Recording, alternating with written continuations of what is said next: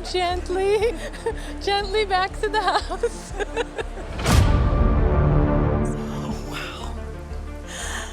That's fantastic, really. Happy birthday to me. The popularity of oratones over the last decades makes one to wonder what stuff they were made of. This guest came to the show with these Edward Curtis oratones that were acquired from her grandmother. Edward Sheriff Curtis was an American photographer and ethnologist whose work focused on the American West and on Native American people. As someone that was born during the twilight of the American West era, Edward Curtis took it upon himself to document their culture with these oratones.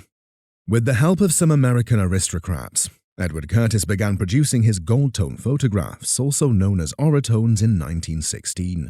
The orotone is a special photographic technique. The image is a positive image on glass. The back of the glass plate has an emulsion, banana oil, and gold-colored pigment. According to the appraiser, the first of these items, called the Vanishing Race, which was done in 1904, served as visual metaphor of the Diné people on horseback fading away. The second image, photographed in 1910, showcased Flathead Lake in northern Montana, and the Native American pictured is from the Kootenai tribe. While the third image, photographed in 1904 at the Old Well of Acoma, documents the indigenous Americans during the early decades of the 1900s. The key factor that makes these images unique is the exceptional craftsmanship in their frame designs. Of all the different types of photographic images that Curtis created, and he worked in virtually every photographic technique, these are the most desirable. However, the Vanishing Race image, with its exceptional detail and pristine condition, will be valued at A pre-sale estimate would be in the $5,000 to $7,500 range. Oh my. The Old Well of Acoma image will be priced at $4,000 to $6,000 range. My goodness. while the Rush Gatherer piece, despite some conditional issues on the surface and the frame, is estimated to be worth I would estimate at $6,000 to $9,000. My goodness. What we have here are 1960 Ansel Adams modern prints that can be described as windows into nature's future. These Ansel Adams prints were acquired by this guest for just $1.65, which can be described as the steal of the century. Ansel Easton Adams was an American landscape photographer and environmentalist known for his black and white images of the American West. Over the last century, these types of Ansel Adams prints have been shrouded in controversy, based on their originality, which is also the case of these three prints brought on the show. I know you're concerned as to whether Ansel Adams actually made these prints, and I believe he did make them. However, the originality of this print was further proven by the signature on the lower right corner of one of the prints. Another thing that distinguishes these prints was the fact that Ansel Adams reprinted most of his work in another dimension, which can be seen on this 11 inches Merced Rivers image. While the same instances can also be said of this 11 by 14 inches Vernal Fall. In the later years of Ansel Adams, he delegated all his work to Alan Ross, who revolutionized his way of printing into this version. Ross's revolution of Ansel's body also ushered in an era of change in how these prints are approved for originality. Ansel wouldn't sign his name, he would initial the prints. With the authenticity ascertained, these three Ansel Adams prints would be valued at At auction, this group of photographs is worth $15,000 to $25,000 For all three of them. for the three together. Taking you back to the 19th century with these antebellum cased images. This guest acquired these images from her aunt, who identified her as the best person to keep them intact.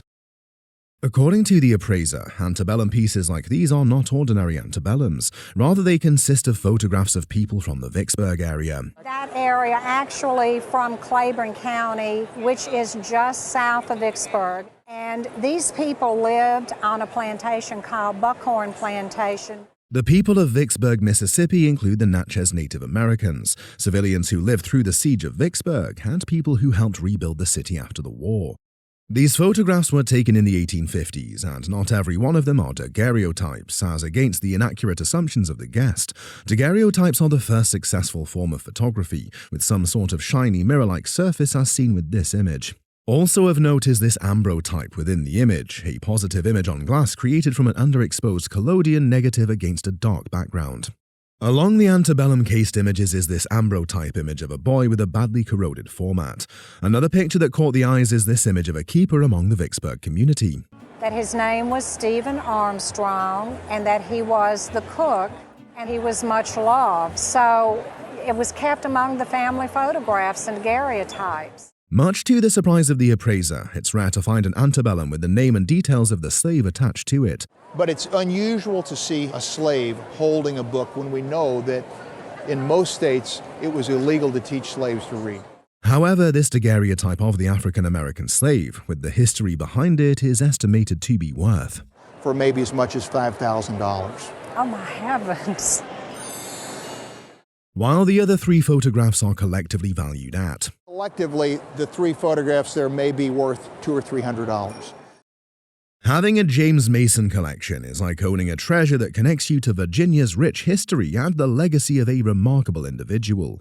The guest, being the great-great-great-grandson of James Mason, is fortunate to own such a collection with a deep history of the illustrious politician. And during the Civil War, Jefferson Davis had appointed him as a commissioner to England to search for support from England. James Murray Mason was an American lawyer and politician who became a Confederate diplomat. He served as senator from Virginia, having previously represented Frederick County, Virginia in the Virginia House of Delegates. His pivotal role during the Confederate struggle against the Union shot him to limelight and etched his name in the hearts of many Americans. These remarkable pieces, most especially the box with the CSA inscription on it, tells the tales of his bravery and exploits during the struggle. Also among the items is this signed image of James Mason, known as a carte de visite. But a carte de visite was a type of photograph that became popular right at the outbreak of the Civil War. This book, titled The Constitution, also holds a good stand among the collection because it was given to him when he took his seat among the Congress in 1857. However, the most premium piece among this collection is this snuff box with a well-detailed carving, a testament of 19th century excellence.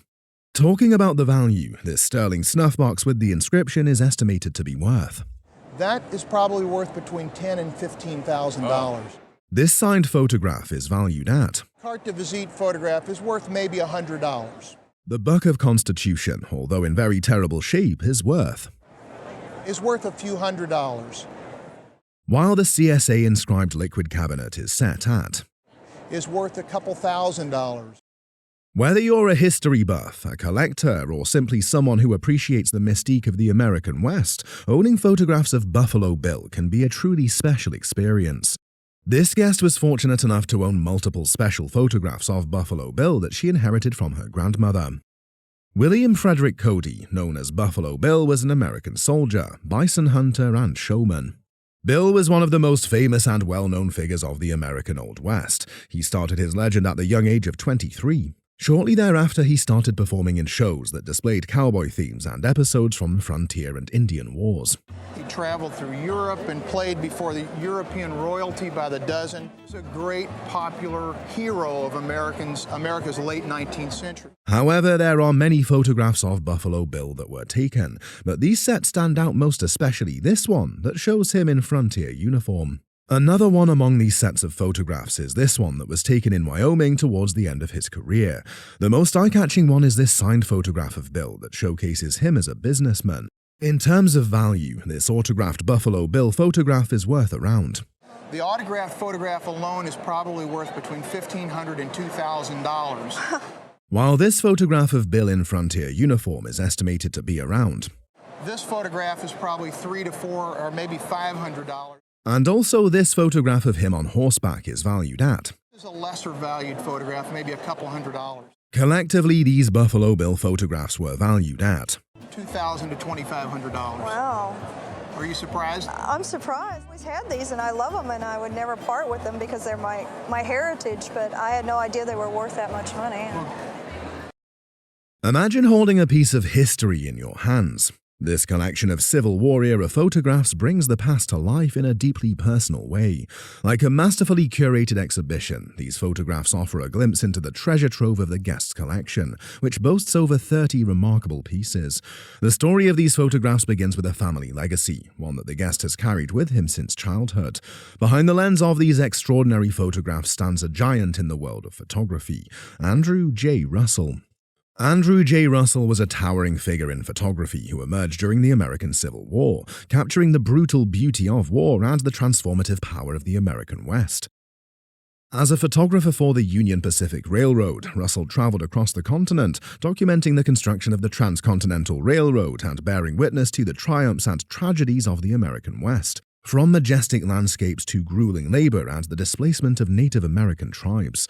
With the intention of safeguarding their condition, the guest had the photographs professionally dismounted from their original album pages. I just thought they'd get ruined the way they were glued and mounted onto these cardboard pages, so I had a conservator take them off. According to the appraiser, the photographs are printed on album paper, a detail that provides valuable insight into their age. So I had a conservator take them off, and it was costly, but it preserved them. The paper helps us date these photographs. This photograph depicts City Point, a strategic logistics hub that served as the primary supply depot for the East Coast. In this remarkable image, the camp at City Point, Virginia comes alive, revealing the camaraderie and resilience of the soldiers stationed there. The final piece in the collection is this photograph, which originates from the Virginia Theatre. The appraiser's final assessment concludes that the entire collection, comprising more than 30 photographs, including these 4 on display, would be valued at approximately. I would think that $15,000 would be a decent price for the group. Wow. Well, I'm very surprised. With its dreamy light and nostalgic charm, this photograph is a love letter to the art of vintage landscape photography, inviting us to revel in its timeless splendor. While searching the attic of his house, the guest made an unexpected discovery, uncovering this truly remarkable photograph. This incredible picture was taken by none other than Carlton Watkins, a true photography legend. Carlton Watkins was a visionary photographer who captured the untamed beauty of the American West. Born in 1829, Watkins was a self-taught photographer who rose to prominence in the 1860s with his breathtaking landscapes of Yosemite National Park. Unveiling a piece of San Francisco's history, the caption and appraiser collectively identify this photograph as Golden State Harbor. With infectious enthusiasm, the appraiser reveals the photograph's most striking feature, an unparalleled level of detail. In the rear of the picture, we can see a cemetery.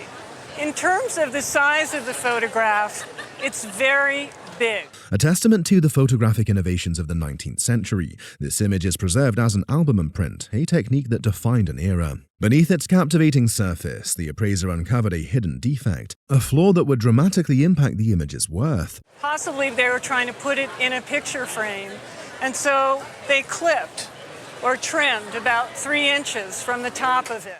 Unlike the other damage, these small tears are easy to repair and don't really impact the photo's worth.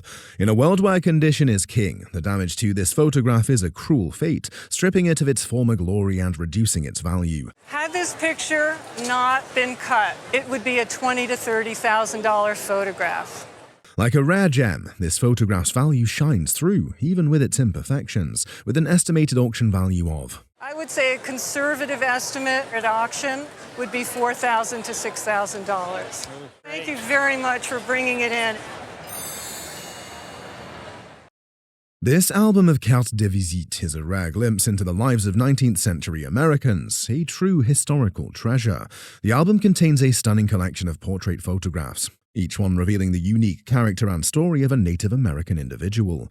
Sometimes the most remarkable discoveries come from unexpected places, like the guest's inheritance of this album. I received this album from a family friend of ours. I inherited it. I was just very fascinated with it. Prominently displayed on the album's front page is its title, immediately capturing viewers' attention.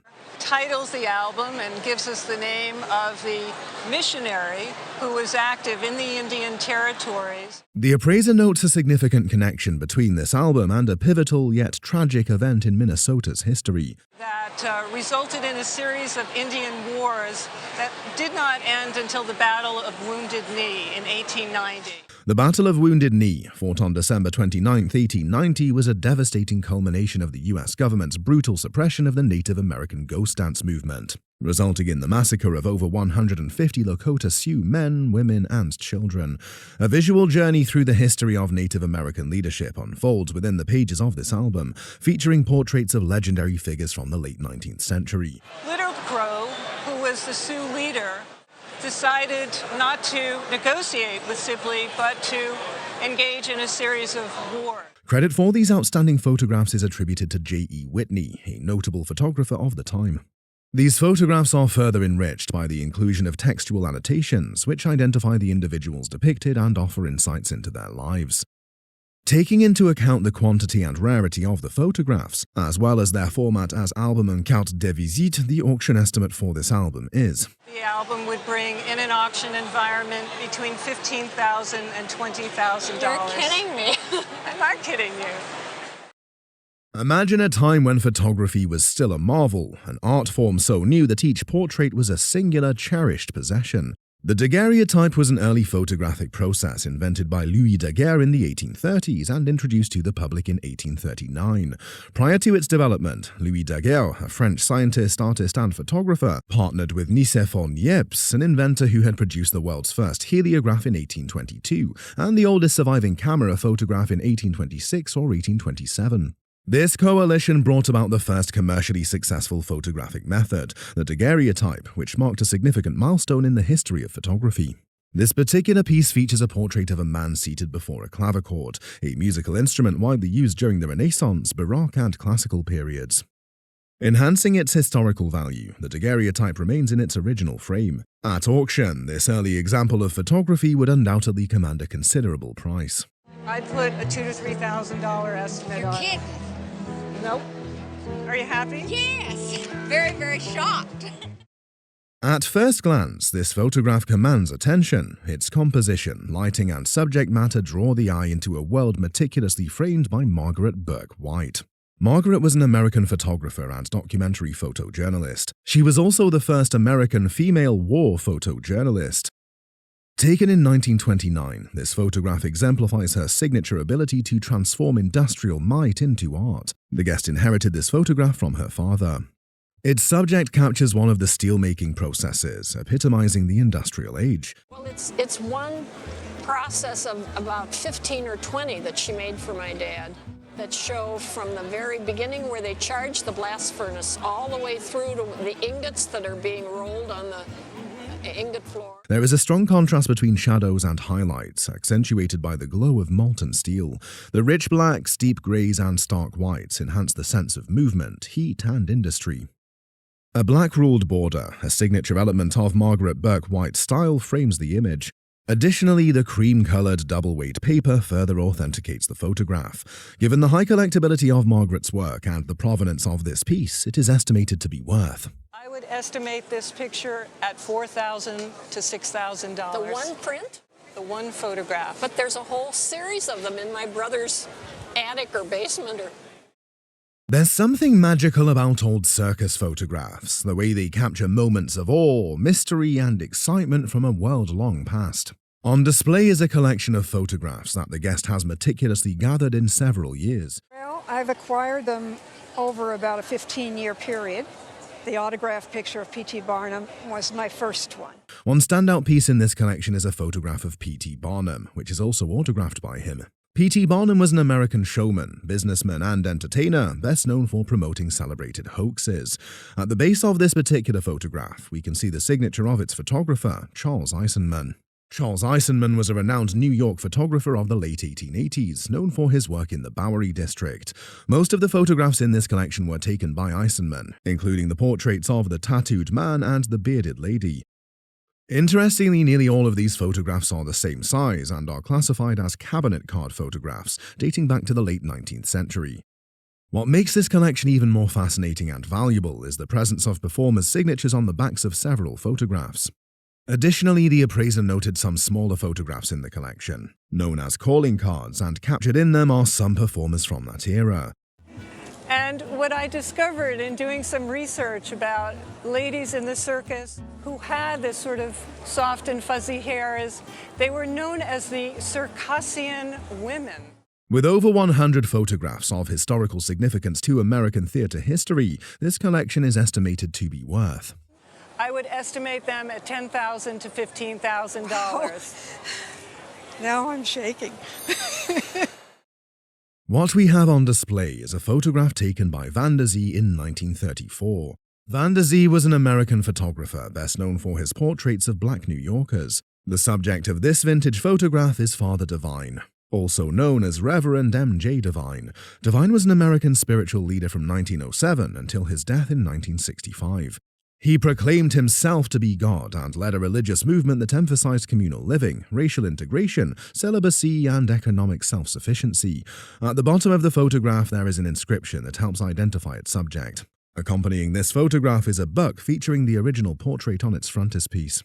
The photograph of Father Divine that the guest brought in isn't as pristine as the one in the book, but that doesn't significantly affect its value. The original portrait, and then the highlight of the cloud, the text, that adds a lot to the photographic image. It is very rare to come across a Van der Zee photograph of this size, making this piece even more valuable.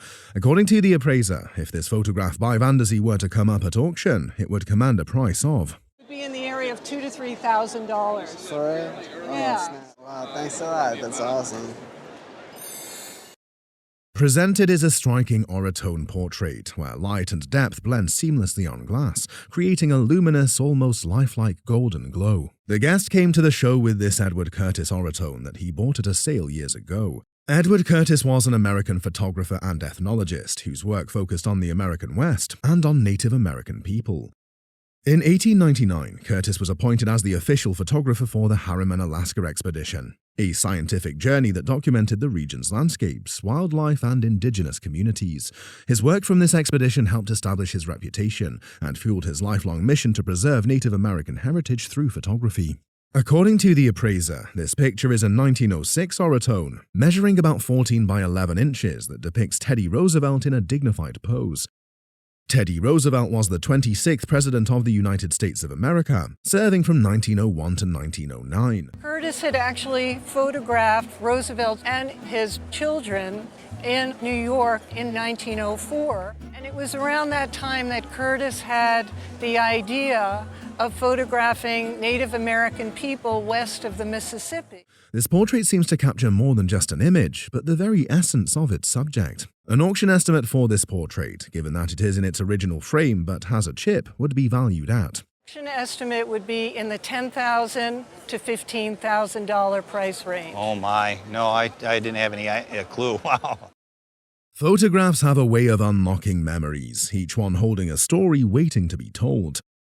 The guest brought photographs of her husband, a photograph of Arthur Feelig at work, and a book signed by the notable photographer Arthur Feelig.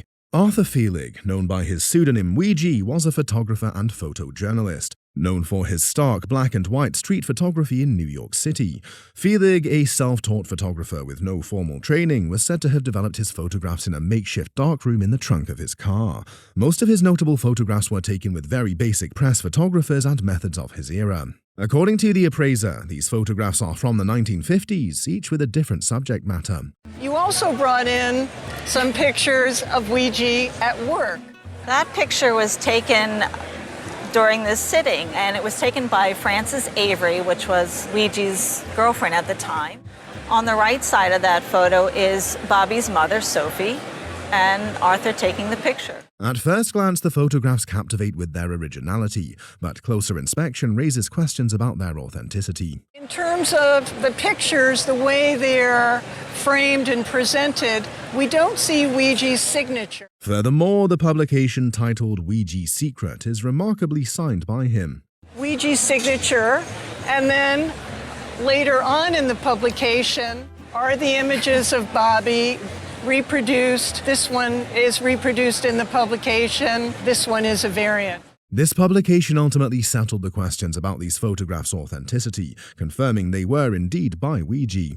At auction, given the provenance of this publication, Ouija's Secret, it would command a significant price of. Auction, this would be estimated in the $150 to $200 price range.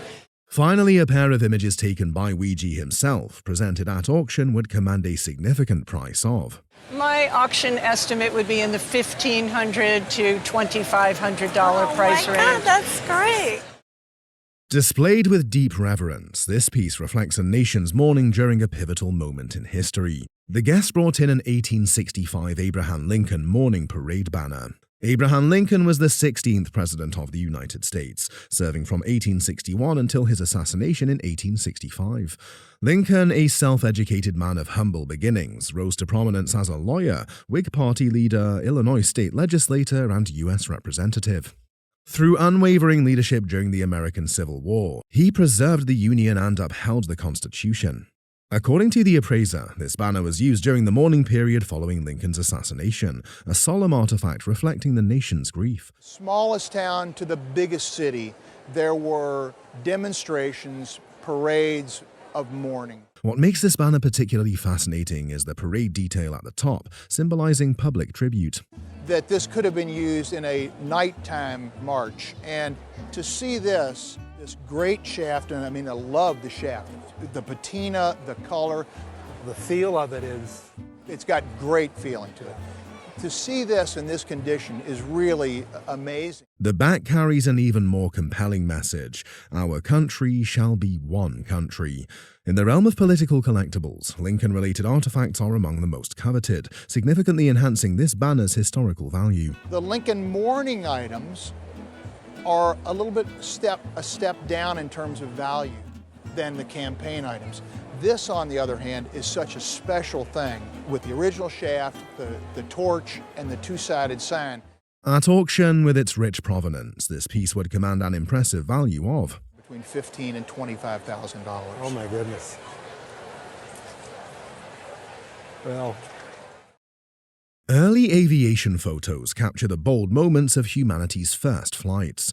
This guest brought in these early aviation photos collection that originally belonged to her friend. He used to deliver newspapers for the Wright brothers, and he also used to have his bicycles worked on from the Wright brothers because they had a bicycle shop in Dayton. Okay. The history of aviation spans over 2 millennia, from the earliest innovations like kites and attempts at tower jumping to supersonic and hypersonic flight in powered, heavier-than-air jet aircrafts.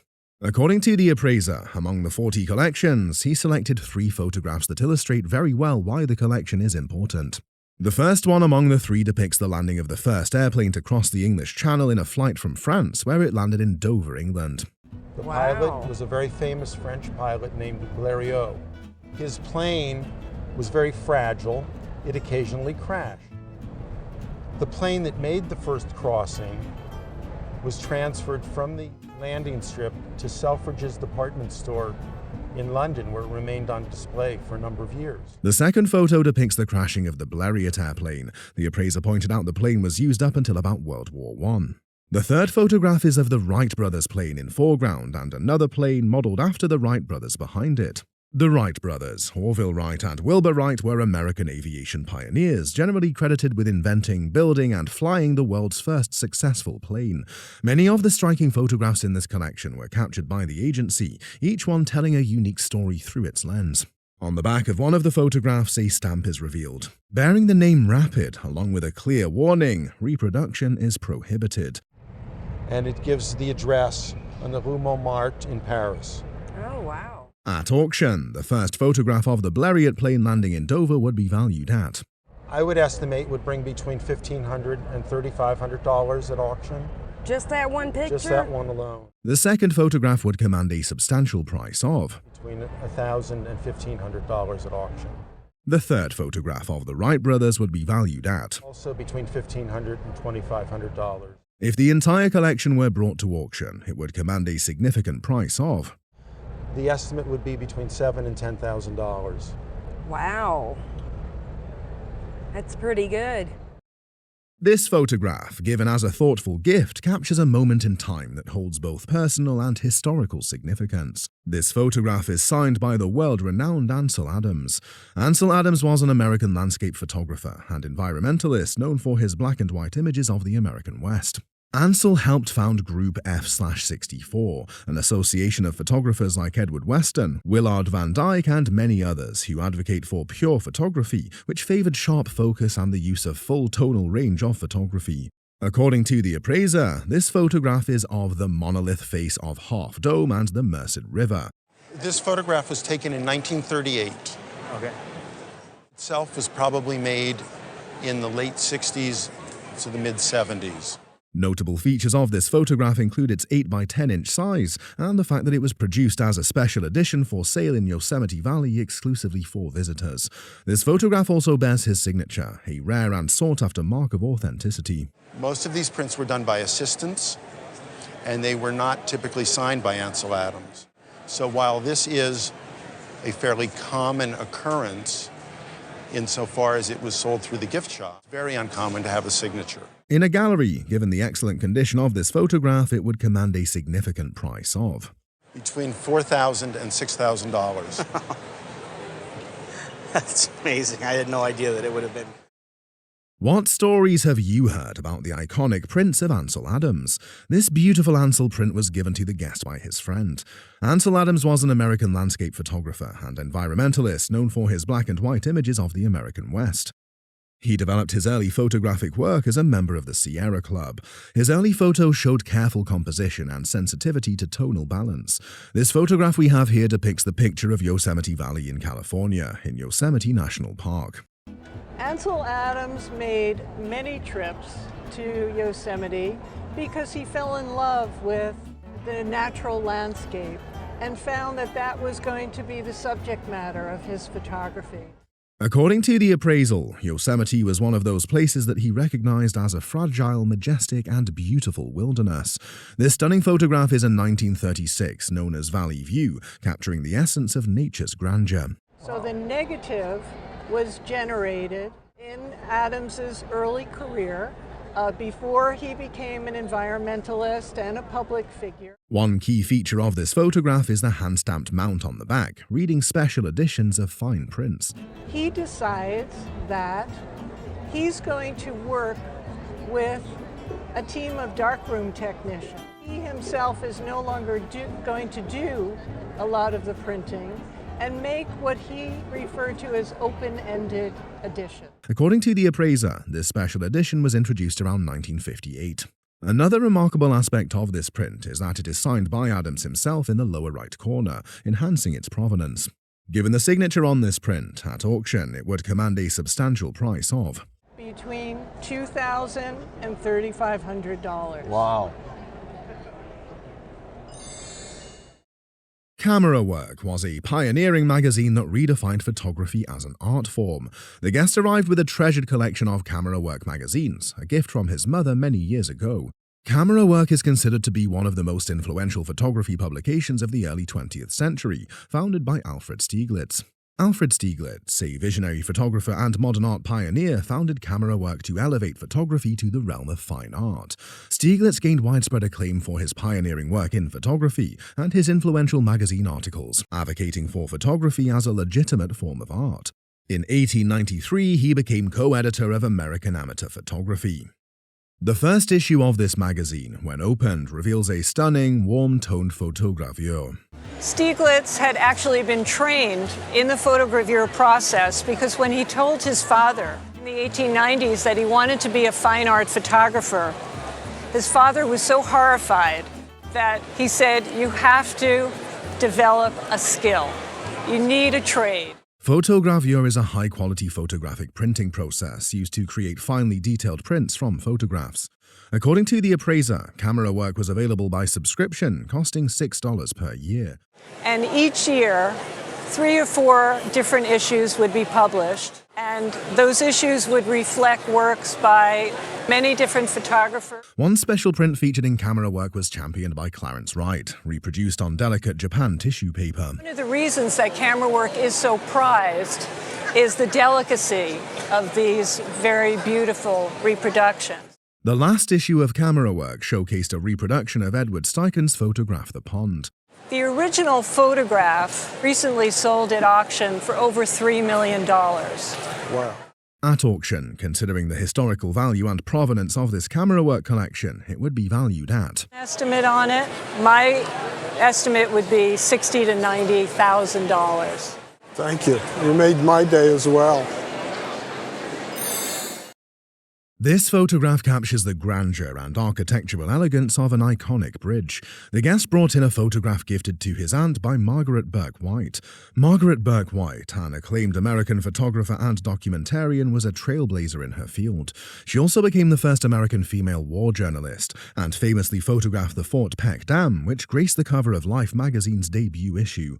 This particular photograph portrays the George Washington Bridge during its construction. The appraiser noted that Margaret's images reflect a refined and artistic vision, deeply influenced by the elegance of modernist aesthetics. That drew on a modernist aesthetic, an artistic aesthetic, but also an appreciation for the machine. This image is a vintage photograph, finalized and printed in her signature style from 1933. And if we look at the edges, we see that they have this black border. This is characteristic of what Burke White elected in her exhibition prints. Notably, the photograph bears Margaret's pencil signature, confirming it as a final exhibition print. Given the artist's provenance, at auction, this remarkable photograph would command a value of An estimate would be $20,000 to $30,000. Wow. That's amazing. I wouldn't have had any idea that it was worth that. This photograph captures a legendary baseball player during one of his final public appearances, showcasing the profound impact of his career. The guest brought in a remarkable photograph he acquired at an auction in Phoenix, Arizona, featuring none other than Babe Ruth. Babe Ruth, an iconic figure in American professional baseball, played in the major leagues for 22 seasons from 1914 to 1935. Widely regarded as one of the greatest sports heroes in American culture, Ruth is celebrated as the greatest player of all time by many. According to the appraiser, this photograph is from June 13, 1948. Babe's farewell speech to the fans at Yankee Stadium. There's a very famous image by a photographer named Nat Fine, taken from behind. Over the years, many photographs of him have surfaced, but this one stands out, captured from a unique angle that carries a deeply poignant perspective. Baseball memorabilia remains highly collectible and sought after these days. And this is a vintage image, a vintage wire photo. It's a beautiful, beautiful photograph. $5. At auction, a photograph like this would be valued at. A photograph like this would bring at least $300 to $400. Wow. So what a great, great find. That was. I'm glad I kept it. This archive photograph, preserved for decades, captures a pivotal moment in history, offering us a unique window into the past. The guest brought in archive photographs of Jesse James and his family. And his brother, Frank. My mother, she was on the set, filming of the movie, Jesse James. She's got pictures that she took as a 16-year-old girl. So this is a young girl's collection family photo album. Jesse James was a notorious American outlaw, famous for his involvement in bank and train robberies, as well as his role as a guerrilla fighter and leader of the infamous James Younger Gang.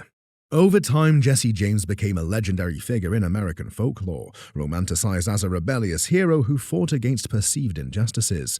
His violent career, however, ended in 1882, when he was betrayed and shot in the back by a member of his own gang. In addition to this, the guest also brought in some original photographs of bank robbers from the infamous Northfield, Minnesota robbery. And Quantrill's gorillas, some originals, just passed down through the families through many, many years.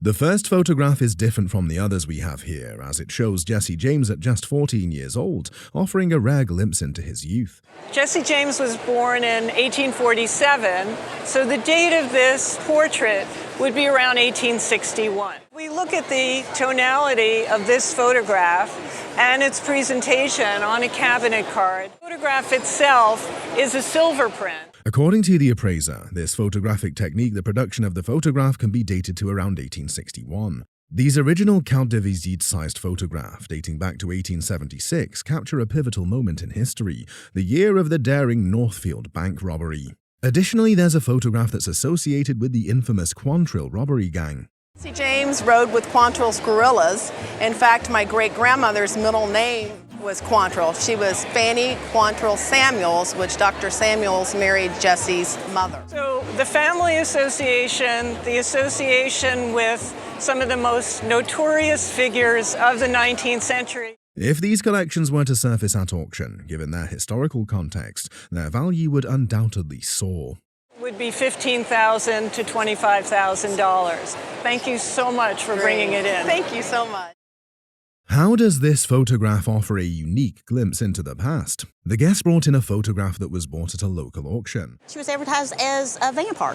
Vampire? Okay. They said when they tried to put her photo on the auction brochure, she kept double exposing.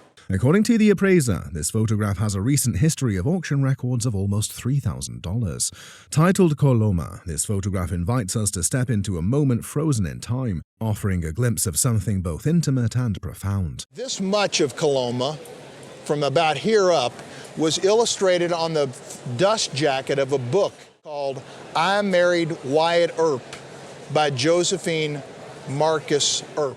According to the appraiser, this picture has been assumed to be a picture of Josie Earp.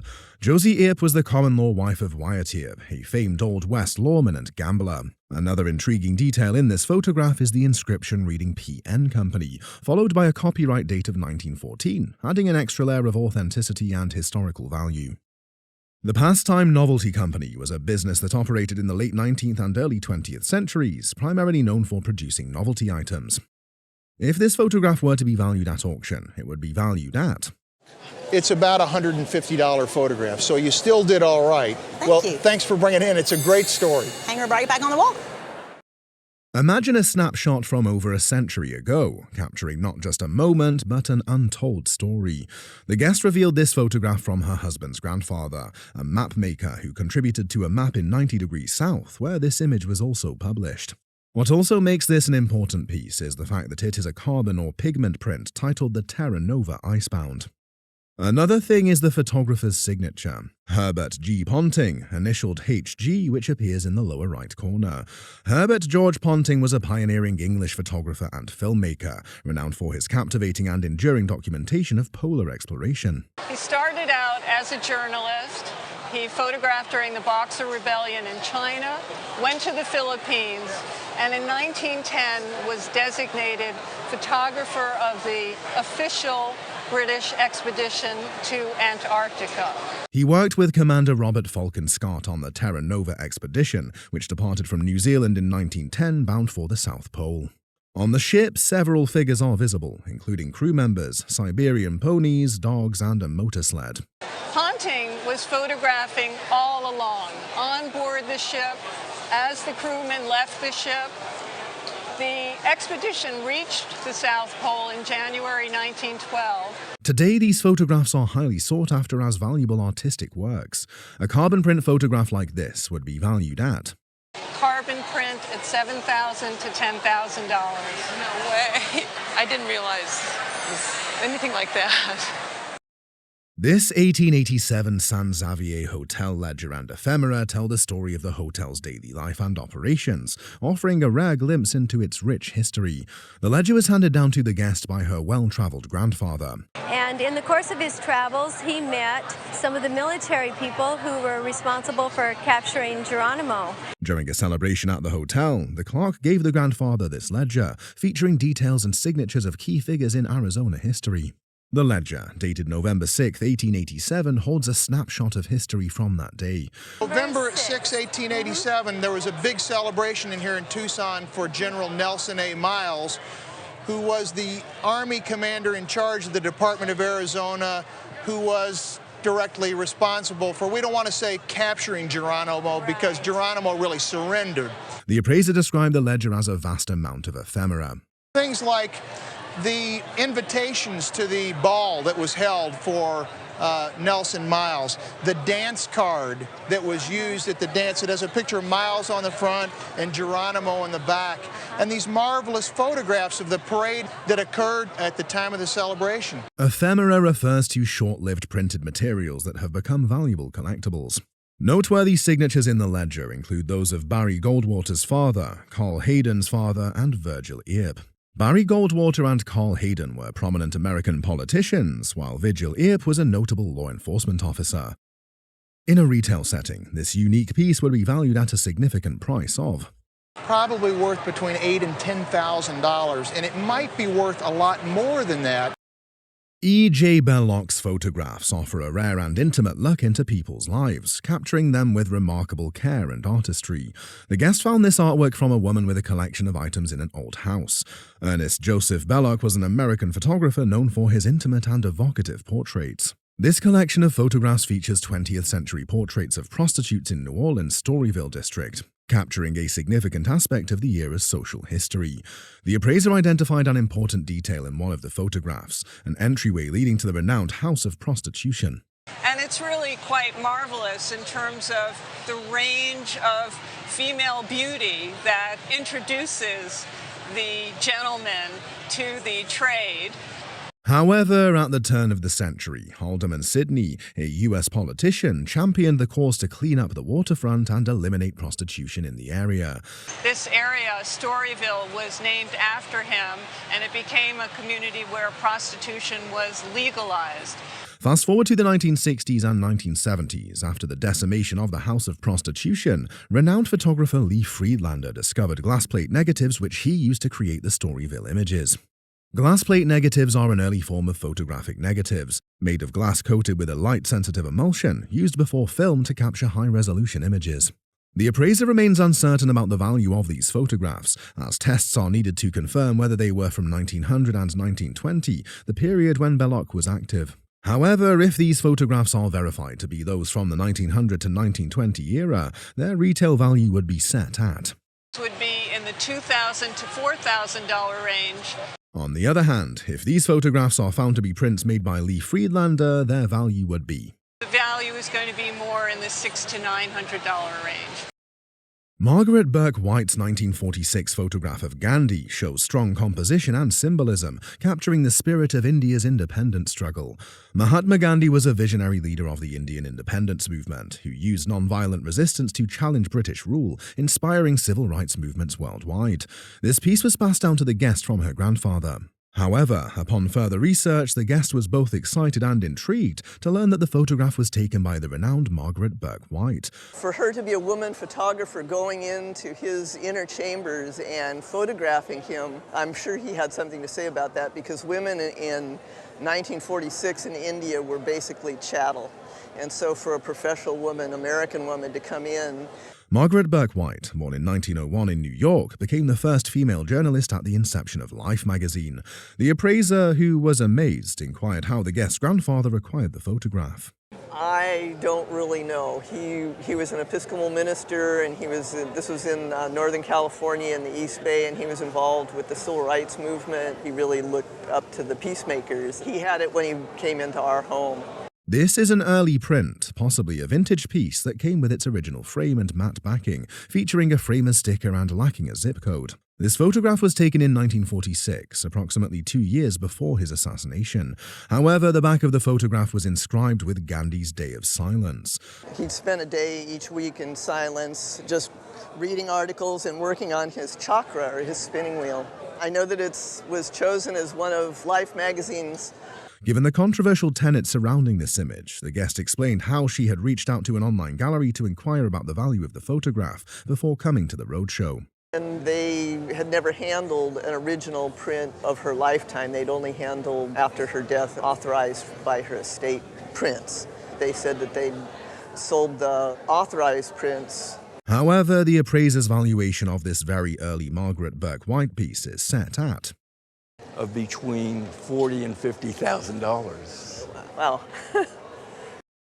The photographs from the Apollo missions aren't just images, they're time capsules capturing one of humanity's greatest achievements. The Apollo program was a series of NASA space missions aimed at landing humans on the moon and bringing them safely back to Earth. The first successful landing happened in 1969 with Apollo 11.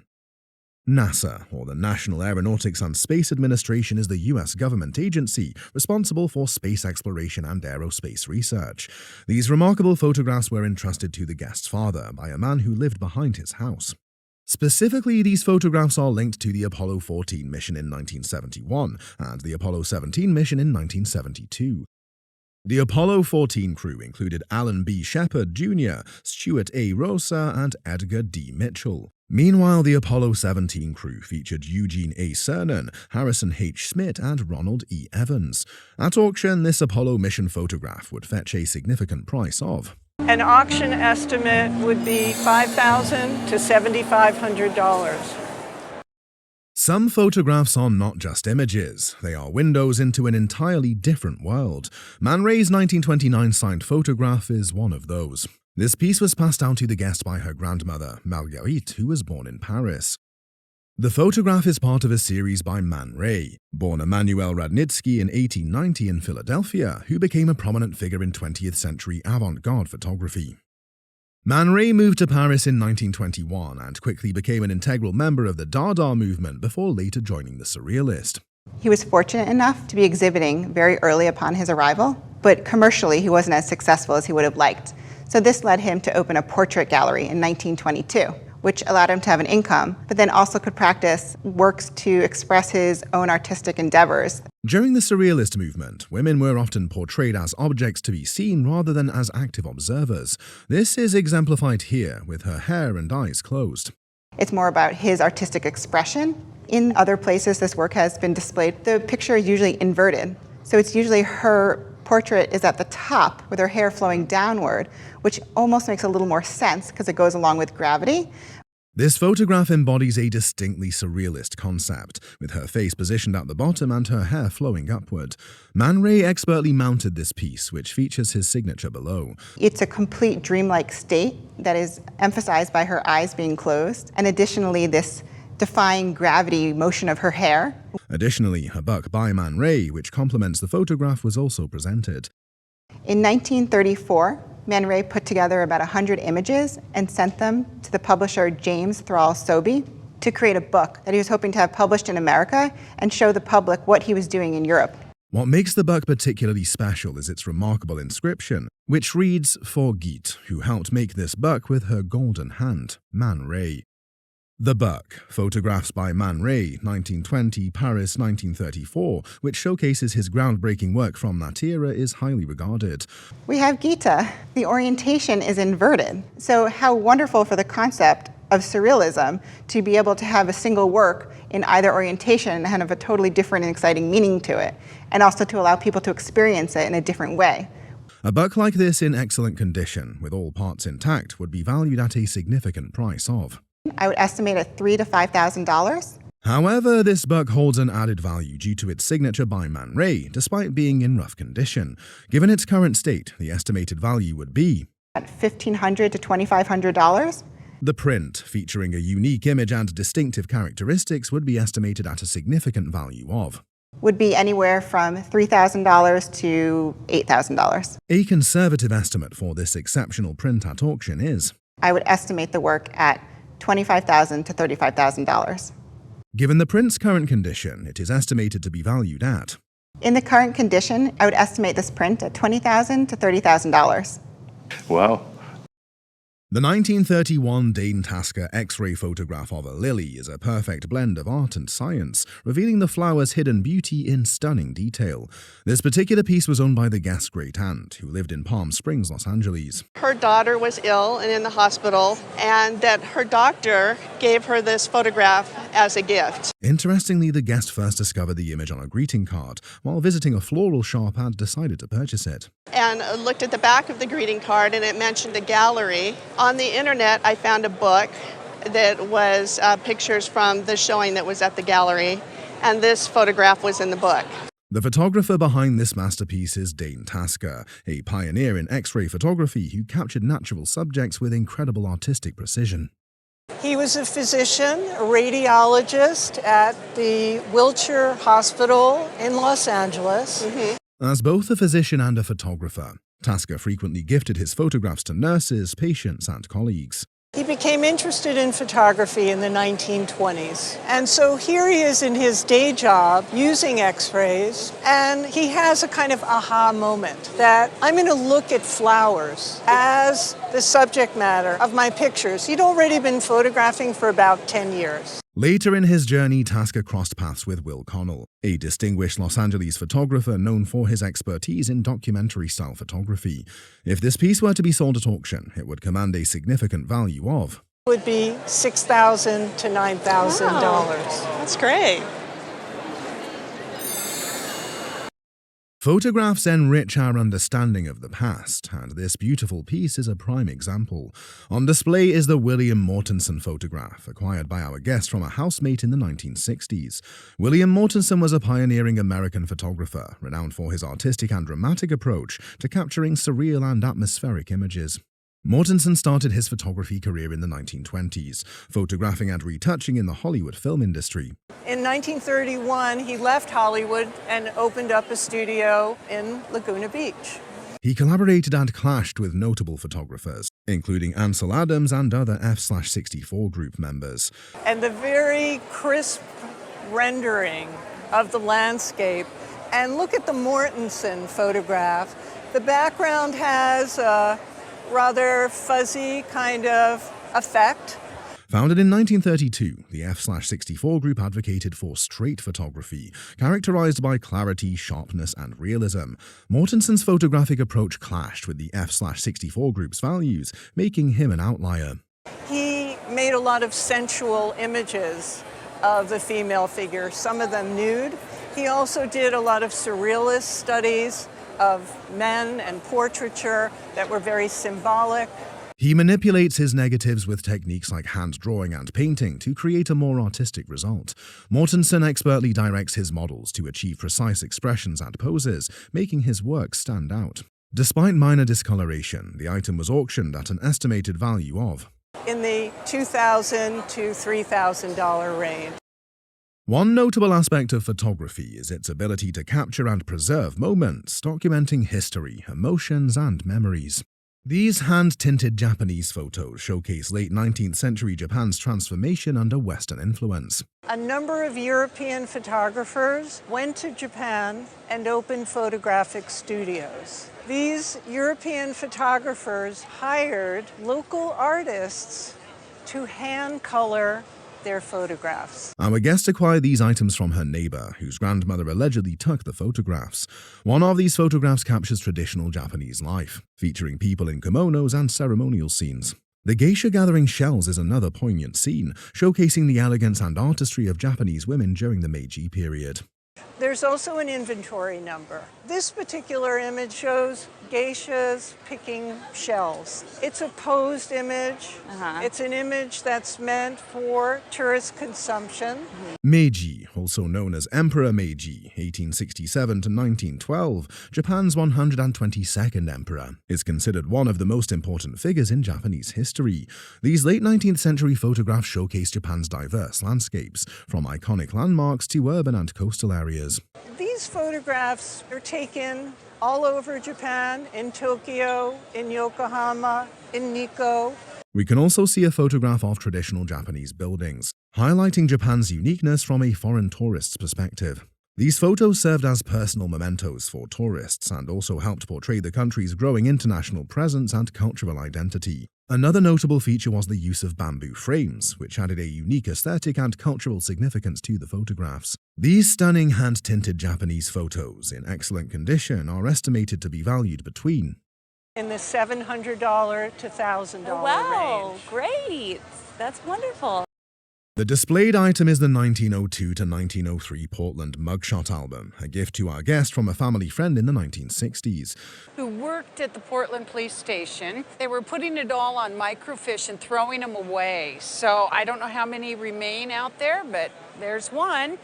This album is one of Portland's earliest mugshot collections, offering a rare glimpse into photography's role in criminal identification. Well, one that we've had it in our family since I was a small child, and all my sisters and I have enjoyed it. I just think it's cool, and it's about Portland's history. You can see when the riverfront was really active and the Shanghai tunnels. Each album page features a mugshot with the individual's name, age, occupation, and physical description. This album reveals the connection between the Shanghai Tunnel and Portland's 1902 to 1903 mugshots, shedding light on their role in the early 20th century underworld. The Shanghai tunnels are a notorious network of underground passages that enabled various illicit activities during the same period.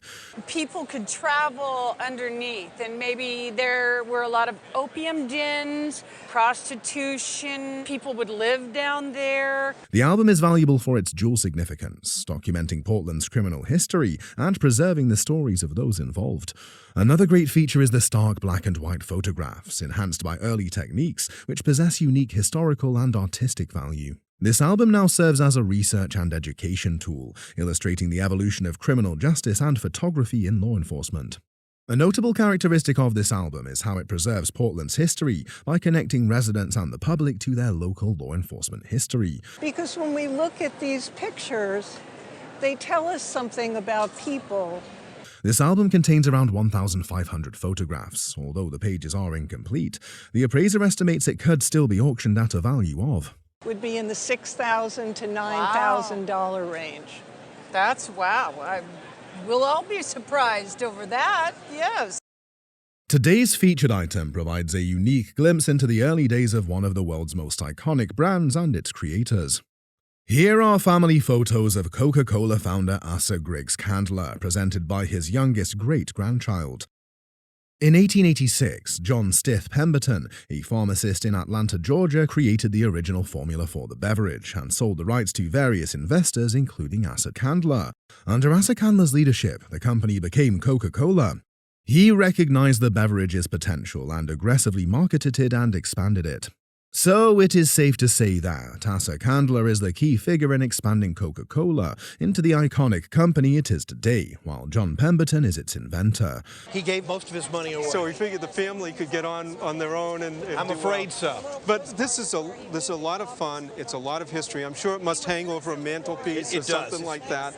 He was a key figure in Atlanta, investing heavily and donating to institutions like Emory University, while aiding the city's infrastructure development.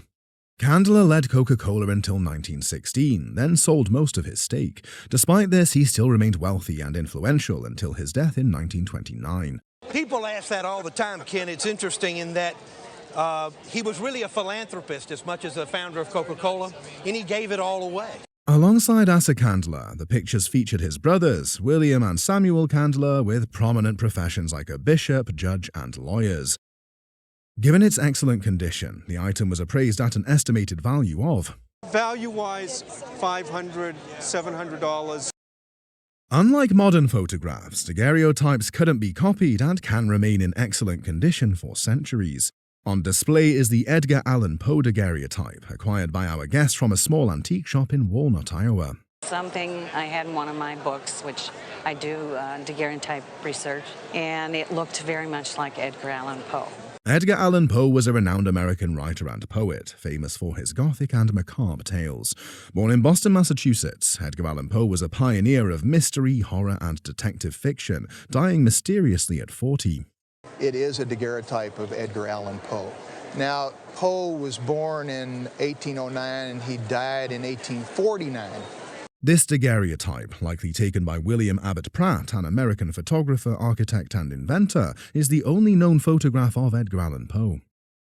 The image, developed using mercury vapor, is a highly detailed and reflective portrait, showcasing pioneering photography introduced in 1839. This portrait shows Poe gaunt and weary, with a sober expression, his slightly asymmetrical face reflecting his physical toll of illness and hardship.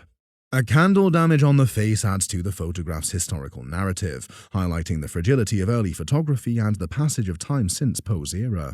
Somebody has wiped that at one point. They put their finger on it and moved it across it, and as you know as a daguerreotype collector, you never want to touch. The Edgar Allan Poe daguerreotype, or Ultima Thule, is one of the most iconic and enduring images of the author. As the only surviving portrait of Edgar Allan Poe, the appraiser estimated its value to be probably somewhere between $30,000 and $50,000. Wow. Well, I'm thrilled. I liked it. The item on display is a 1910 James H. Hare aviation photo, which our guest acquired through an online bid approximately 2 to 3 years ago.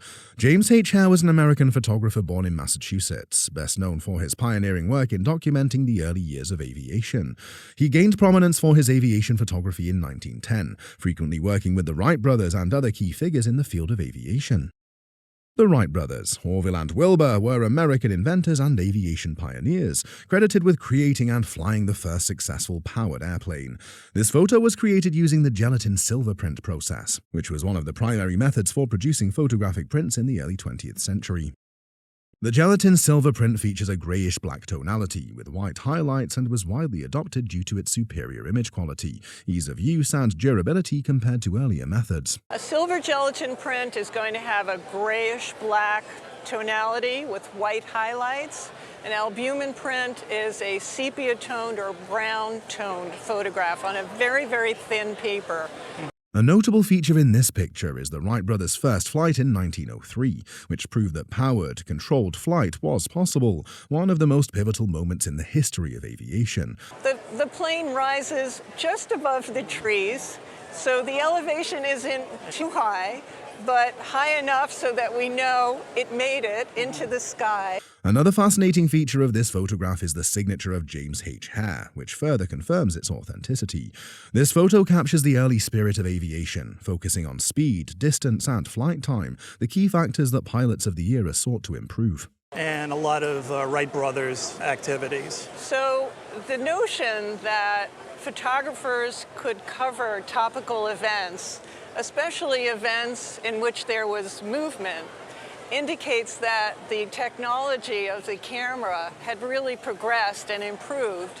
According to the appraiser, based on the large format and the fact that it was dated by James Hare, it is estimated to be auctioned at a value of. Today would be in the $3,000 to $4,500 range. Oh, that's very nice. The item on display is the manuscripts and photographs by William S. Soule, which our guest acquired from his wife's great-great-uncle. Henry Sales Kilbourne, and he was a contract surgeon for the United States Army shortly after the Civil War. He was at one time stationed in Old Fort Lyons, which is in southeast Colorado.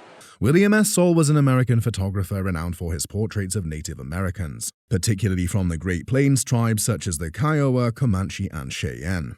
Born in Massachusetts, Soule moved to canvas in the 1860s, becoming a pioneering photographer of Native American life, military affairs, and landscapes amid significant change and conflict. And he was a photographer for the Union Army during the Civil War, and then after the Civil War went west and took photographs in Fort Sill. He captured pivotal images that document Native American tribes' lives and experiences, as well as the landscape's dramatic transformations during westward expansion. These images reflect the power dynamics of their time, often taken in military or government context during the U.S. government's forced relocation and assimilation of Native American tribes. Alongside Soule's imagery, the manuscript collection provides context through letters and documents revealing the era's interactions and tensions. The manuscripts often feature first-hand accounts of Native American culture, interactions with the U.S. Army forces, as well as the daily lives and perspectives of settlers. One of the photographs features Sant Hanta, a prominent Kiowa war chief who bravely resisted the U.S. government's assimilation policies. Another notable feature is a manuscript discussing the killing of buffalo. It describes buffalo stampedes not only as extraordinary natural events, but also as symbols of the land's untamed power.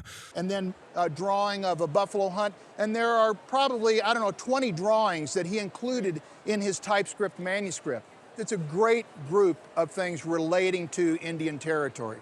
Although the item was not in perfect condition, the appraiser suggested that a solution could increase its value. Consequently, these 23 photographs will be auctioned at an estimated value of to get closer to $18,000 to $20,000 for just the photographs. Right. Despite the fact that the manuscripts are in a letter form and they were not eyewitness accounts, it was appraised at an estimated value of $4,000 to $6,000 with all the drawings.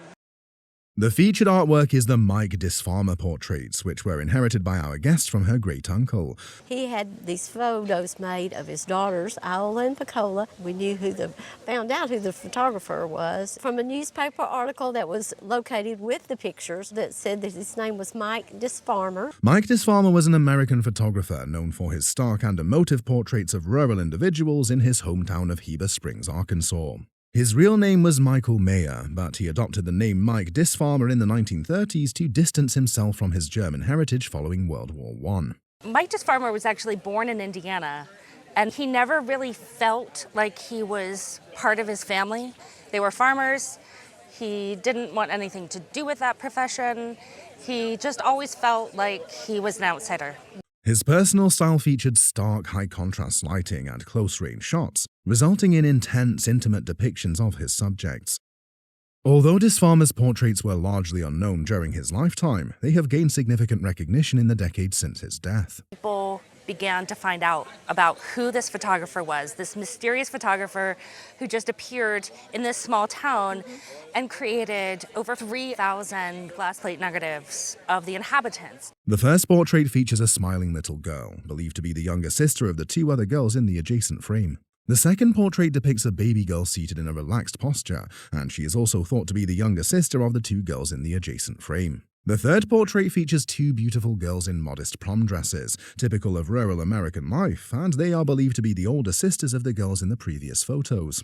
What makes these photographs exceptional is the Mike Mayer studio signature on the back, further confirming their authenticity. Mike Disfarmer's work exudes a vintage quality through his materials, techniques, and the way he captures his subjects, making it truly outstanding. Considering the item is in great condition, the appraiser auctioned it at an estimated value of...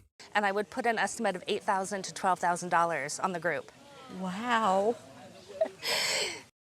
Capturing the soul of automotive legends, antique photographs preserve the beauty, power, and timeless elegance of the greatest cars ever built. We have on the show the most mind-numbing trade for antique Clarence John Laughlin photographs, which were gotten in exchange for a 1937 Ford. Clarence John Laughlin was a famous American photographer, buck collector, and a poet who was best known for his surrealist photographs of the American South. A master of photography, Laughlin developed a unique process of waxing his photographs, giving them a distinctive look. These particular photographs are some of his earliest works, taken in the late 1930s. His unique waxing finish process gives his piece a distinct look, which is typical of his works. Vintage images like these were pivotal in his development as an artist, as they were created around the same time the negatives were made. Showcasing his art of surrealism, the appraiser marvels at the nature of the autographs, displaying his sheer brilliance. Yeah, they're just marvelous. The automobiles take on almost a human characteristic. I mean, the work is just brilliant. These pieces are important to Laughlin's career and are highly valued for their historical significance and artistic quality. A bonus to this collection, unlike some of his works, is the clear signature of the artist, showcasing the authenticity of the photographs. At an auction, these early works of Clarence John Laughlin could be worth an estimate of Probably $7,000 to $9,000. Well, ain't that something? Yeah, that's good. Hidden in plain sight, this old photograph holds a secret worth more than its faded edges suggest. Only the most experienced collectors would be able to identify a piece like this at a rowdy estate sale. Anything else at that garage sale? No. This, I knew right away that it was something good. We have an exquisite gelatin silver print made by famous landscape photographer Ansel Adams. Adams was widely known for his black and white images of the American West, and as a founder of the group F/64, an association of photographers advocating pure photography. A lifelong advocate for environmental conservation, we see in this piece a mixture of his passion for photography and the environment. This piece is titled Oak Tree Snowstorm and bears a label on the back which points its origins to Yosemite. Clear as day, we can see the typical signature of the artist validating the authenticity of this piece. The appraiser can tell from the signature that this piece was done later in his career and gives an in-depth analysis. And he used to sign some early prints with an E, Ansel E. Adams, and then later dropped the E. Oh, this doesn't have the E, Ansel just Adams, Ansel. right. The piece is more of a modern print and would have been done in the 1960s or 1970s. Presented in its original frame, which is good, but the appraiser suggests a few ideas to preserve the piece for a long time. Okay. I'd take it to a good framer and have it matted in an archival mat, and I might replace this glass with plexiglass and put it in a little different frame. This beautiful piece by Ansel Adams in pristine condition would sell at auction for a conservative estimate of I'd easily estimate it at 2 to 3. That's fantastic, really. What a surprise.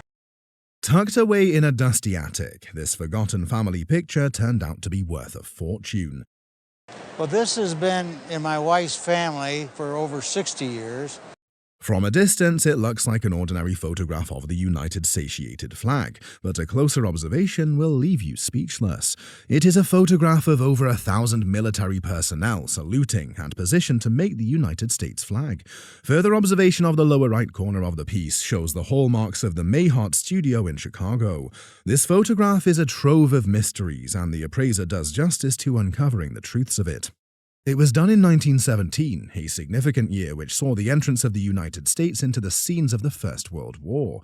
This idea of a living flag, as the photograph is titled, was a vastly popular trend of the early 20th century, and everyone wanted a piece of it. Woodrow Wilson himself, the Statue of Liberty, military emblems. These were all iconic images done in this living flag genre.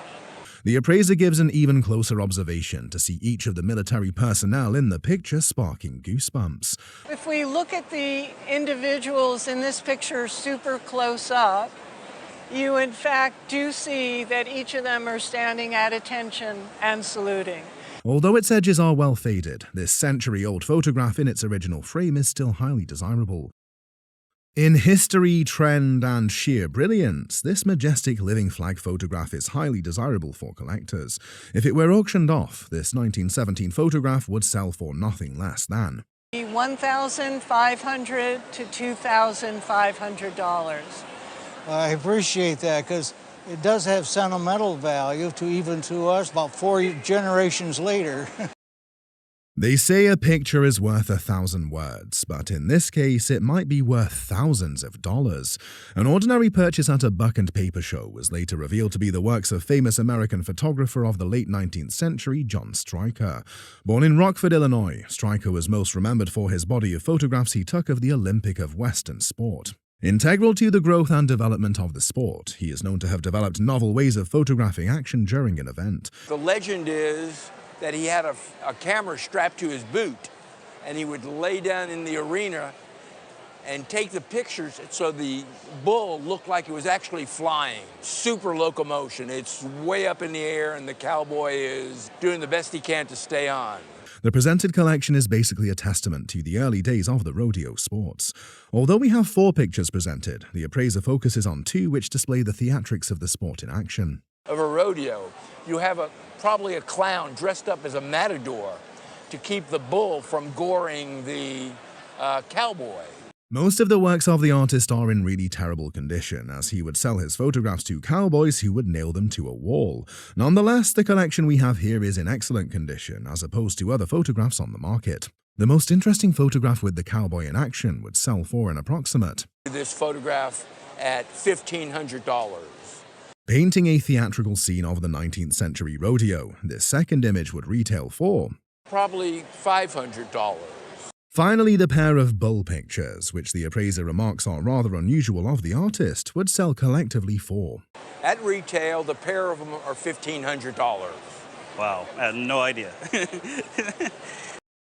Estate sales hold many surprises, but this collection of antique photographs was a jackpot. My parents, my mom and dad, were avid garage sale, estate sale people, collected a lot of things, and they came across this about 25, 30 years ago. This collection is a testament to the guest's father's passion for San Francisco and the Bay Bridge. The San Francisco-Oakland Bay Bridge, commonly referred to as the Bay Bridge, is a complex of bridges spanning San Francisco Bay in California. Constructed between 1933 and 1936, it is a historical landmark of the United States and is also one of the longest bridge spans in the United States. Quite fascinating to attract the attention of the appraiser, these are commercial photographs made in commemoration of the bridge.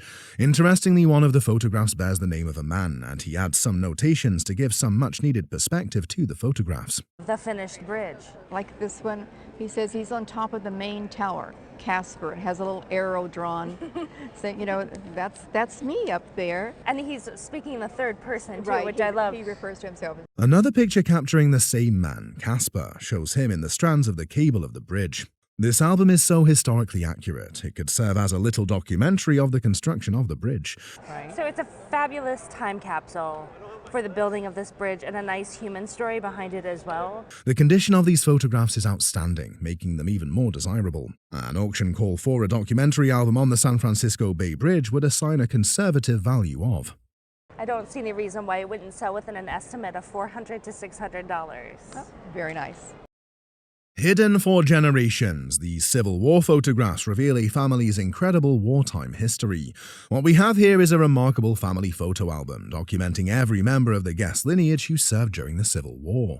The collection is nothing short of extraordinary, as the appraiser carefully examines and admires each individual photograph. Enhancing its already impressive provenance, each photograph includes period information that was later typewritten and meticulously attached.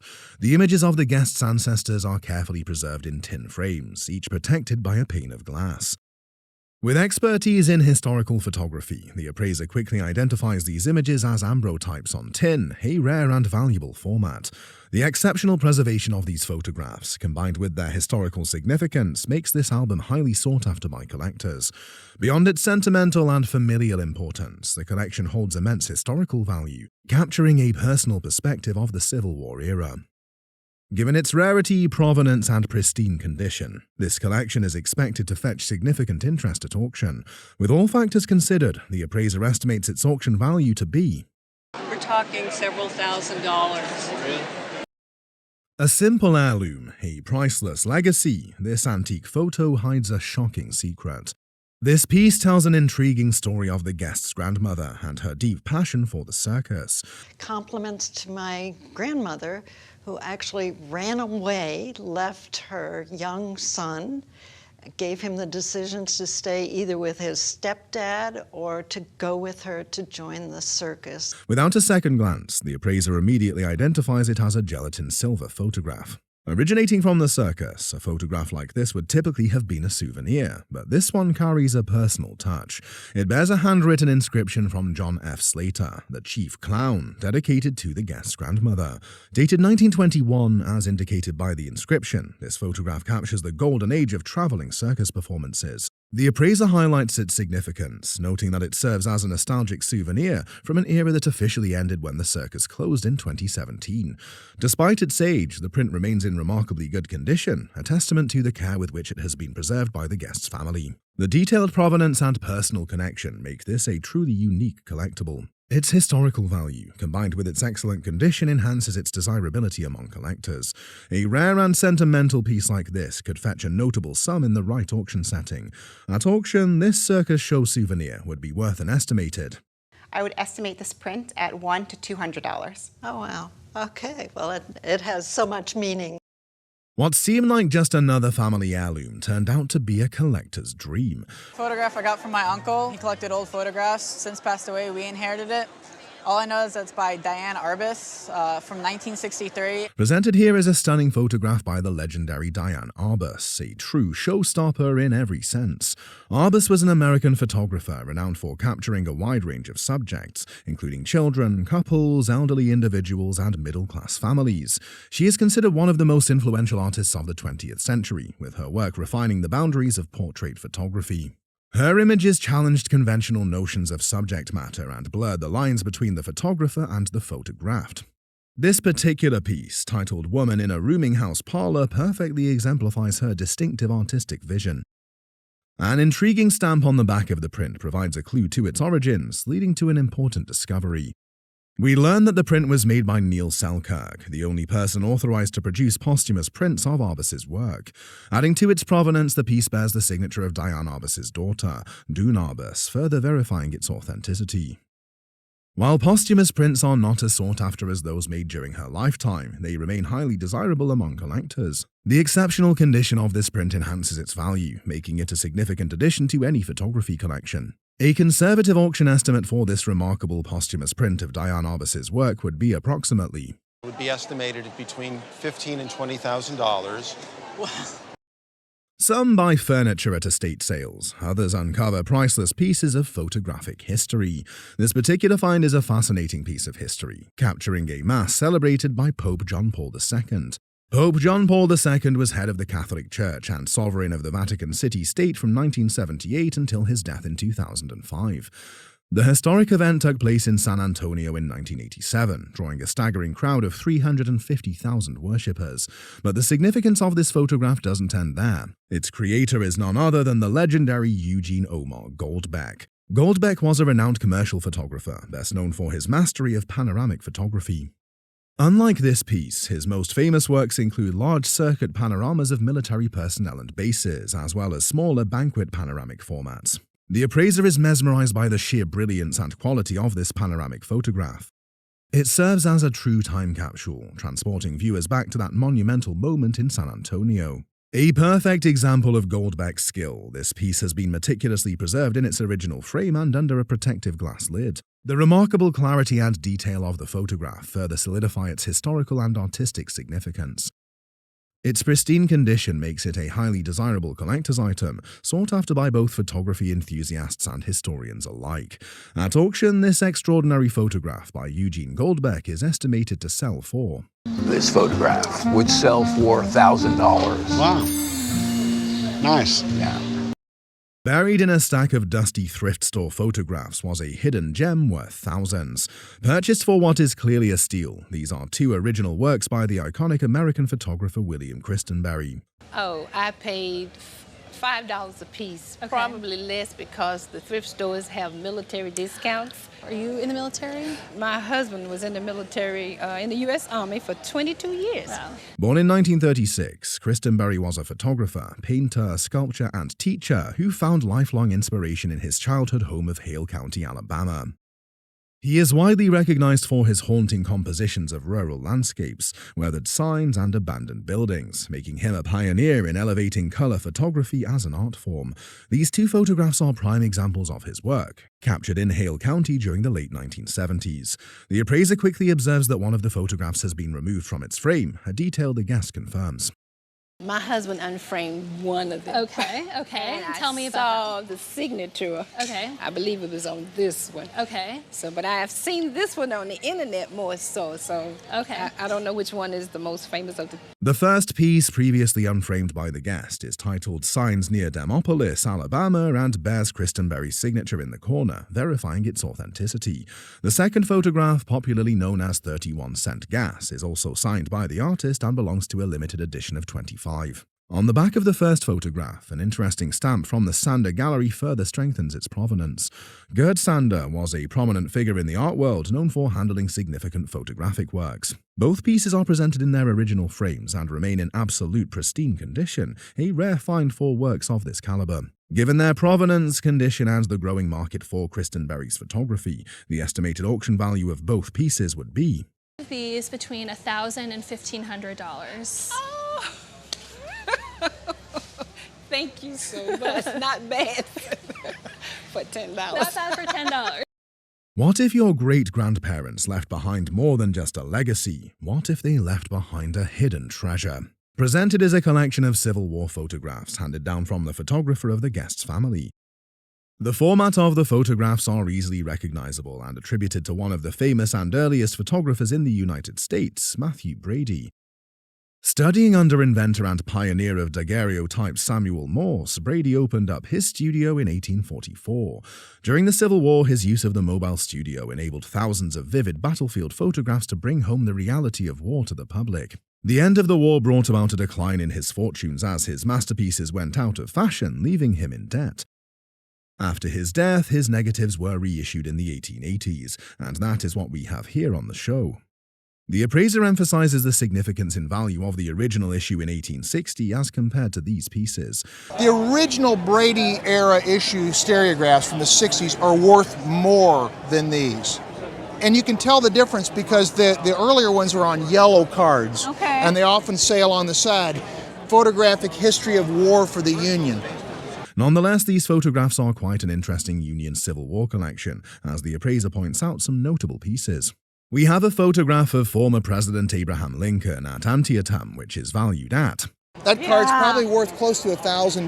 Oh my! Another interesting photograph in this collection captures the execution of some Lincoln conspirators, originally taken by Alexander Gardner. Gardner was a Scottish photographer who immigrated to the United States in 1856, where he began to work full-time in that profession.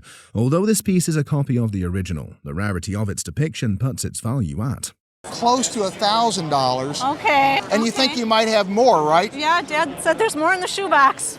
Well, congratulations. This isn't just a photograph, it's a tangible piece of history waiting to be rediscovered. This guest and his dad shared a strong passion for antiques photographs, connecting them through history and craftsmanship. Father bought it probably 30 years ago, and I'm quite sure probably at an auction. He would always bring things to me because I kind of had a little museum at that time also. The appraiser remarks the piece is the spotlight of the show and is intrigued to uncover its mysteries. May have been aware, as you were bringing this photograph to the table, I think all eyes were on this photograph. The composition is so dynamic and exciting, and it really draws you in. The photograph is an album in print, most likely done in the late 19th century. It is a depiction of what looks like 1,000 musical instruments, indicating that it likely originated from Markneukirchen, Germany. Markneukirchen town in Germany was known as the hub of musical instruments, especially brass instruments.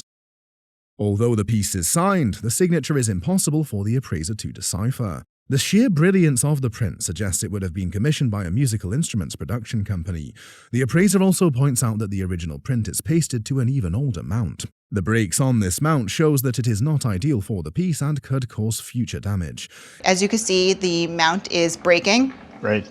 Definitely non-archival, not good for the print to be on. Right. In an auction, despite the minor damage on this piece, it would fetch a price of... At auction, I would estimate this for $1,200 to $1,800. Thank you. That's a lot more than I expected. There is no limit to where you can find antiques as a collector. Even the Global Village works as well. Presented are 2 cabinet photographs of the famous American singer Hilda Clark.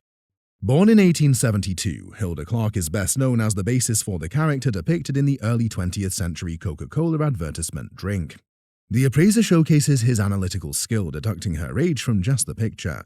She was born around 1872, and so these, she looks to be maybe 23, 24 years old. Both cards are signed and inscribed to what seems to be her friends in vaudeville. Given the accurate cabinet card portraiture of the photographs, the set most likely originates from the late 1800s. What makes this so special is that Hilda Clark has a fascinating reputation that adds much more value to these original photographs. It seems our guest's online antique adventure had turned out to be a remarkable success, with what initially appeared to be a tough bargain. And how much did you pay for these? I gave $190 for them. Both images are in almost mint condition and would be highly desirable by Coca-Cola collectors. With the wonderful prominence on the pieces, we are looking at an auction estimate of... I would think the value at auction would be around $1,000 each. Wow. Happy birthday to me. Yeah, wow. Yeah, happy birthday, yeah. A glimpse into the past, a mystery in black and white, this collection of photographs holds more than meets the eye. The guest presented a stunning collection of photographs compiled by her husband, who was an avid collector of antique photographs. What was your husband paying for the photographs when you first started? To begin with, probably $10. Then you have about 25 of them that you brought Somewhere in? between 25 and 30. These photographs were taken by the famous commercial photographer Eugene Omar Goldbeck. Best known for his panoramic photographs, Goldbeck was sort of the unofficial military photographer for America. The collection includes a photograph of the USS Saratoga, which serves as a testament to his expertise in military photography. These panoramic images display Goldbeck's unique technique with his iconic circuit camera, a special camera fit for his style of photography. Goldbeck used it from the 1920s through the 1960s, and the camera swiveled to take in large battleships. Initially, Goldbeck did not sign these photographs until the guest's husband insisted before purchasing them. Mr. Goldbeck did not sign the pictures because he didn't think they were anything but just photographs. The appraiser also notes that these pieces are far from the original photographs, they're modern prints. Based on reference from galleries presenting Goldbeck's work, the appraiser works out a range of prices for his works. Galleries representing Goldbeck's work price the images from $1,000 to $3,000, depending, of course, on their size, depending on their age, and depending on their condition. These photographs are in impeccable conditions and would sell collectively at an auction for Value would be somewhere between $20,000 and $35,000. Wow. This is a fantastic group of photographs that couldn't relate more to San Antonio. Hidden among family keepsakes, this antique photograph collection turned out to be a rare treasure. We have with us on the show a treasured family archive, originally belonging to the guest's grandfather and passed down 3 generations. This whole archive is 138 photographs. A lot of it has been in my uncle's possession up until a year and a half ago, and then he died earlier this year. Captured in one of these photographs is the guest's grandfather, seated on a motorcycle alongside. Thirsty for some provenance behind this gem of an archive, the appraiser probes further into the family's history. And my great-grandfather was Oakland Feed and Grain Company and made a lot of money that way. So Okay. he rebelled against that and became the black sheep of the family. Wow. What makes this archive so interesting is that it is actually historically significant to the United States. The motorcycle was invented in the end of the 19th century, and the first motorcycle club in the United States was in 1903 in Yonkers, New York. But San Francisco, your grandfather's club, was immediately after that, in 1904. Portraying one of the first motorcycle clubs in the United States, particularly in San Jose and Oklahoma, where motorcycle culture had a significant influence. Another interesting aspect of these images is that there were women present in these motorcycle gangs. How cool is that? Women were just beginning to be able to vote. I think San Francisco Motorcycle Club admitted women before they could vote, and it was the first club to do so in the United States, which I think is amazing. This intriguing photograph of the guest's grandfather catches the appraiser's eye, and we can imagine he would have swept many off their feet back in the day. That's his storefront, and he's on an Indian motorcycle, which is one of the brands that he specialized in, wearing the San Francisco Motor Club sweater and a tie.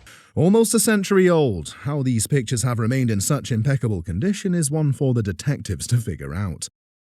This archive holds real sentimental value to the guest's family, but the appraiser is here for the monetary valuation. She estimates an auctioneer would conservatively value this archive for nothing less than between $4,200 and $6,300 at auction. Great. What looked like an album of faded photographs turned out to be a rare and valuable collection. With a unique perspective of collecting antiquities, this guest obtained this piece for the weirdest reasons. I bought it at a Seattle estate. It caught my eye because it kind of looked like a person, the face. The appraiser does a quick scan of the piece and recognizes the signature of one of her idols, Imogen Cunningham. A very famous American photographer, Imogen Cunningham was best known for her botanical photography, nudes, and industrial landscapes. She was also a member of the California-based group F/64, known for its dedication to the sharp focus rendition of simple subjects. Sharing a similar sentiment as the appraiser for the artist and her work, the guest is amazed at his fortunes. This photograph of a dog that the guest believes looks like a person is one of her earlier pieces. This gives the appraiser suggests that this particular photograph dates back to circa 1910. Another thing that adds immensely to the value of this piece is the printing process used on it. In this absolutely fabulous condition in its original frame, this piece would be worth $1 to collectors. An auction estimate on this photograph from an icon of the 20th century would be around. Would be in the $2,000 to $3,000 range. Wow, that's surprising. In 1899, scientists, artists, photographers, and naturalists explored and documented the Alaskan coast in what's known today as the Harriman Alaska Expedition. This guest's great-grandfather was one of the scientists on the expedition and presents his souvenir. These are a set of photo albums that were souvenirs given to the members of the Harriman Expedition. My great-grandfather, D. Alton Saunders, was one of the scientists on the expedition. Now, what makes this souvenir so interesting is that they are original photographs from the expedition. To add another layer of excitement, the photographs are works of the iconic American photographer Edward Curtis. Born in 1868, Edward Curtis was also an ethnologist, as his work focused on the American West and on Native American people. This expedition is known to have been his first major assignment, setting him up for a lustrous career as a photographer. We have a 2-volume set of photographs taken to document this historic expedition of the late 19th century. As we look through the first volume, we experience the topographical brilliance of the photographs. Each photograph in the albums has a title and an inventory number, which validates their authenticity. Typical of the photographer, we see that the expedition was not just about science, but also took perspective of the native people of Alaska. This expedition surely meant a lot to the Harriman family, as every single member of the family was invited on this adventure, which would have cost a fortune. What really knocks the air out of the appraiser's lungs is that the photographs are actually original prints. But these were presentation albums given by Harriman to members of the expedition, your relative being one of them. In this condition, original prints from Edward Curtis bearing his signature are basically a fortune. The appraiser estimates this pair of Harriman expedition souvenir albums would sell at an auction for a conservative estimate of Would be $30,000 to $40,000. Thank you. Oh boy. Carry them gently, gently back to the house. An estate sale turns sinister when the guest learns the truth about the portrait's subject. I found it in a little antique store outside of Boston about 15 years ago. Okay, and do you know who it is of? Oh, yes. I knew exactly who it was when I saw it. Lizzie Borden. Okay. Lizzie Borden was the suspect at the center of one of the most famous unsolved murders in America. On the morning of Thursday, August 4th, 1892, just after breakfast at the Borden family residence, tragedy struck. Lizzie allegedly struck her father and stepmother down with a hatchet. This led to one of the most famous crimes in the Gilded Age American criminal history. Lizzie was tried and surprisingly acquitted of the murders, although many speculate she was responsible for them. Now, she was acquitted after a 2-week trial in a matter of moments by a all-male jury, then stayed in Fall River, Massachusetts, and was always perceived to be the guilty person for the rest of her life. This infamous trial led to the rather famous tune about the happenings of the Borden murders. This picture was taken during her trial, and the guest did some researching at the Fall River Historical Society to prove its authenticity. They didn't have the actual copy themselves. Okay. They just had the negative so they could make the print. Okay, so they also thought that this photograph was pretty rare. This photograph is of great historical significance and would be highly coveted by collectors. An auction estimate on its value would be around the region of... I would think the real value would be $600 to $900. Great. What seemed like just another family heirloom turned out to be a collector's dream. This incredible photograph was passed down the guest family for generations. The photograph comes from Theodore Roosevelt's brother-in-law, who worked with the guest's grandfather. Curtis gave the photograph to Theodore Roosevelt, who gave it to his brother-in-law, and my grandfather worked in the same office, and Mr. Robinson gave it to my grandfather. What makes this piece so special is that it was done by the iconic American photographer and ethnologist Edward Curtis. He's really known for portraits and for evoking the sense of nostalgia, romanticizing his subjects. Widely known as the shadow catcher, Edward Curtis's work focused on documenting the fading ways of life of the American West and Native American tribes. In a bid to test the guest's knowledge, the appraiser quizzes her on the depiction of the photograph. No, it's Red Hawk, and that he fought against Custer at Little Bighorn, and he also fought with Crazy Horse against the U.S. Army. The photograph was taken in 1905 and titled Oasis in the Badlands. The appraiser, well versed with the Native American history, sheds light on the depicted Native American figure. And it does depict Red Hawk, an important leader. Red Hawk was a member of the Oglala Sioux tribe of what's now considered South Dakota. This image was made in the Badlands. What makes this piece so interesting is that it was part of a larger project of Edward Curtis's career. This project was pitched to the then United States President, Theodore Roosevelt, and was funded by J.P. Morgan. His work would soon become monumental to the history of the United States and took his career to greater heights. Original photographs from this project are highly desired by numerous collectors of his work. This is a singular work. We don't usually see them this big in this large-scale format. And that is truly special and unusual. In this perfect condition in its original frame, this piece would be valued at... I would suggest a value of $70,000. That's amazing. Thank you. Tucked away among heirlooms, this antique photograph revealed an unexpected fortune. This photograph was given to the guest's grandfather many years ago, before it was passed down to her. This is a family picture that we've had for 2 generations now, and it was given to my dad's dad at the christening of the Akron The USS Akron was a helium-filled airship built for the US Navy, operating between September 1931 and April 1933. It was the world's first purpose-built flying aircraft carrier, capable of carrying F-9C Sparrowhawk fighter planes that could be launched and retrieved while airborne. The guest's grandfather, an executive at Goodyear, received this photograph as a commemorative gift at the airship's christening. This image was taken by Margaret Burke White, a pioneering American documentary and industrial photographer, and it is also signed by her. Burke White was the first foreign photographer allowed to capture Soviet industry during the Soviets' initial 5-year plan, and was also the first American female war photojournalist. Notably, she took the famous photograph of the Fort Peck Dam construction that appeared on the cover of Life magazine's first issue. The photograph of the USS Akron is housed in its original presentation frame, crafted from duralumin, the same material used in the airship's construction. These framed pictures were gifted to company employees, so the exact number of pieces in existence is uncertain. We don't know how many are out there, and we don't know how many they gifted. Having said that, we do see them from time to time, but what's really difficult is to find prints in excellent condition. While this print has a few condition issues, its historical provenance maintains its value. If brought to auction, this iconic piece would likely sell for an estimated. I would price this for auction at $4,000 to $6,000. Oh, wow. That's wonderful. It's remarkable.